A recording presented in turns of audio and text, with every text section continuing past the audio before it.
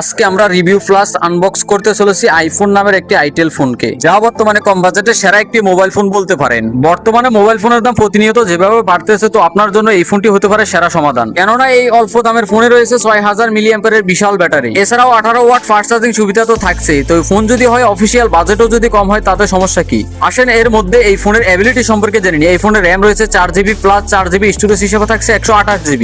এছাড়াও এই ফোনে কিছু স্পেশাল ফিচার পেয়ে যাবেন, যে জায়গায় বর্তমানে প্রত্যেকটা কোম্পানি ফোনের রিডিং দিয়ে রাখছে IP64, এই জায়গায় এই ফোনে পেয়ে যাবেন IP65। বলতে হবে বাজেট অনুযায়ী এটা অনেক কিছু। এবার আসেন এই ফোনের ডিজাইনের বিষয়। এই ফোনের ডিজাইনটা পুরোপুরি আইফোন 17 এর মতো না হলেও কিন্তু 17 এর মতো করার চেষ্টা করছে তারা। বর্তমানে প্রত্যেকটি কোম্পানি আইফোনকে কপি করে, তো এই জায়গায় আইটেল কেন বাদ থাকবে? আইটেলও নিজের মন মতো করে তাদেরকে কপি করে নিয়েছে। যাক, বাজেট অনুযায়ী ফোনটি কিন্তু অতটাও খারাপ না। আপনারা চাইলে ফ্যামিলি বাসাবাড়ির জন্য এই ফোনটি নিতে পারেন। এই ফোনের মডেল হচ্ছে আইটেল A200 প্লাস। এটি বাংলাদেশ মার্কেটে 13,990 টাকার মধ্যে পেয়ে যাবেন। এছাড়াও 4 মাস থেকে 1 বছরের কিস্তি সুবিধা রয়েছে। আপনি চাইলে 2 থেকে 3,000 টাকা ডাউন পেমেন্ট দিয়ে এই ফোনটি ক্রয় করতে পারেন। তো বাজেট অনুযায়ী ফোনটি আপনাদের কাছে কেমন লাগছে অবশ্যই কমেন্ট করে জানাবেন। সবাই ভালো থাকবেন, সুস্থ থাকবেন, আল্লাহ হাফেজ।